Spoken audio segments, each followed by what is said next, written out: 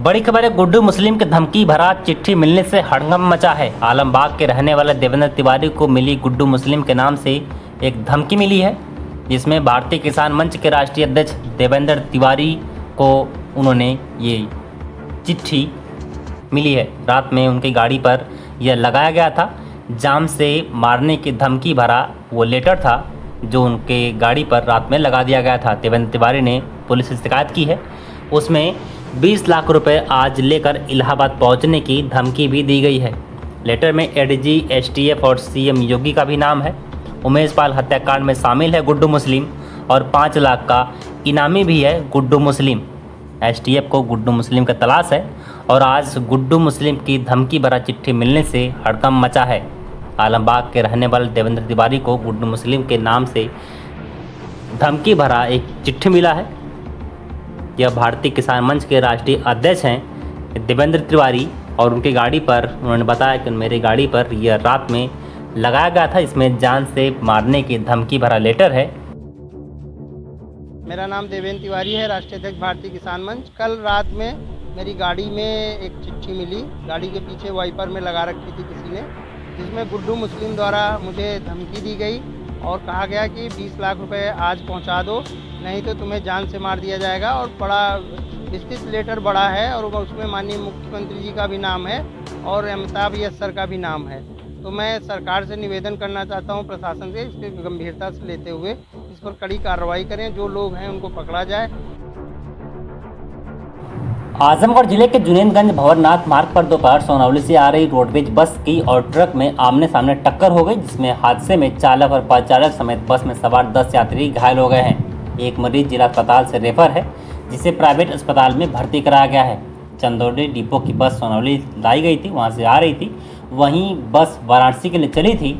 शुक्रवार दोपहर 12:30 बजे बस आजमगढ़ जिला अंतर्गत जुनेदगंज भंवरनाथ मार्ग पहुंची थी। अचानक सामने सारे ट्रक से बस की टक्कर हो गई। तेज आवाज के साथ लोग सहम गए। बस में बैठे यात्री तेज झटका के लगने के कारण अपने सीट से उछलकर इधर उधर गिर गए। इस बस हादसे में बस में सवार 12 से अधिक यात्री घायल हो गए हैं। घटनास्थल पर चीख पुकार मच गई।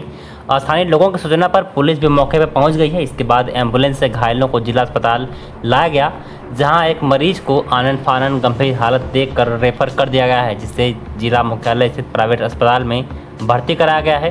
3 मरीज जिला अस्पताल में भर्ती कराया गया है, अन्य को प्राथमिक उपचार के बाद छोड़ दिया गया है। दुर्घटनाग्रस्त दोनों वाहनों को पुलिस ने कब्जे में ले लिया है। उत्तराखंड से आ रहे थे रुद्रपुर से और इधर से हम आ रहे थे, वो बस इधर से आ रही थी, उनने जबरी ही मार दिया। अच्छा, हम तो अपनी साइड में थे ही। इसमें कितना नुकसान हुआ? नुकसान तो काफी है, वैसे माल भी है, गाड़ी की बाडी भी है। आपको कहीं चोट वोट आई है? ना, मेरे हल्की मुल्की खरोंचे लगी हैं और कोई दिक्कत नहीं। अब बस में? बस का आगे केबिन खत्म है, उसका डैमेज हुआ है। उसमें यात्रियों को चोट आई है? ये मैं नहीं बता सकता, ये मैंने देखा ना अभी। तो क्या स्पीड रही होगी बस की? मेरी बस की स्पीड तो ज्यादा ही थी, लमसम 50 की तो होगी। तो कैसे हुआ हादसा, क्या लग रहा है? कैसे हादसा हुआ, क्या लग रहा है? आज तक कट मारा था उन्होंने। आजमगढ़ जनपद के कप्तानगंज थाना पुलिस द्वारा आज सुबह तिहरी हत्याकांड के आरोपी को पुलिस मुठभेड़ में गिरफ्तार करने का दावा किया गया है। मुठभेड़ में आरोपी के पैर में गोली लगी है, जिसे इलाज के लिए जिला अस्पताल में भर्ती करवाया गया है।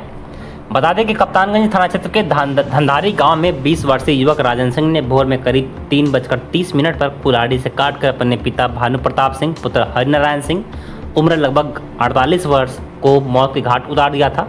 इस बाबत जब उसकी मां सुनीता देवी 45 वर्ष सामने आई तो उसने मां पर भी कुल्हाड़ी से हमला बोल दिया और उसे भी मार डाला। घर में मौजूद उसकी छोटी बहन राशि सिंह उम्र 12 वर्ष ने अपने जान बचाकर भागी तो उसे युवक ने दौड़ाकर बाजरे के खेत में कुल्हाड़ी से काट डाला था। घटनाक्रम के बाद युवक मौके से फरार हो गया।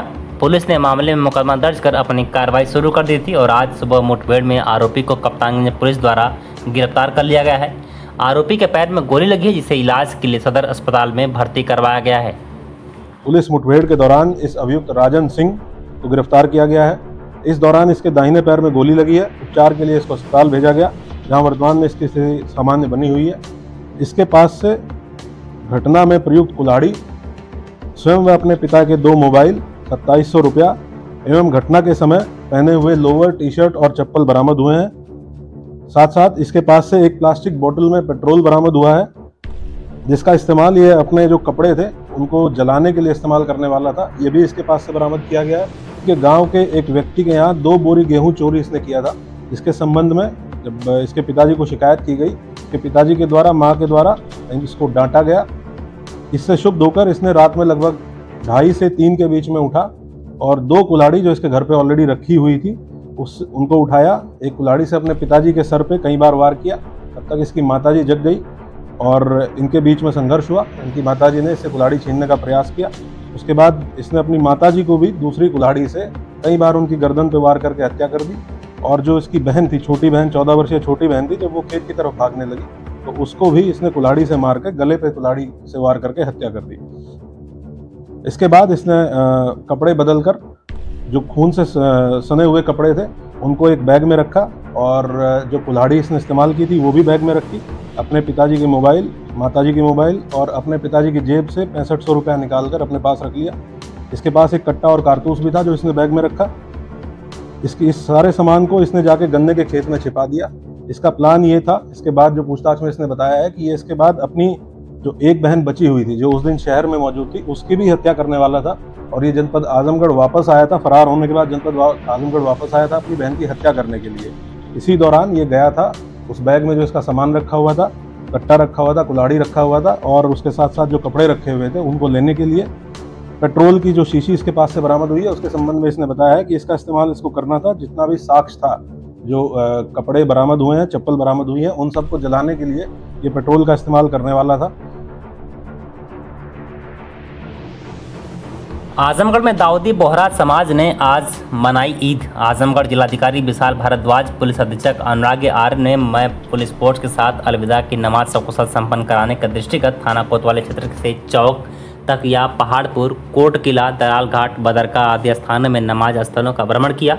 वहीं मुस्लिम समुदाय के दाऊदी बोहरा जमात के लोगों ने ईद उल फितर का पर्व पूरे उत्साह और उमंग के साथ मनाया।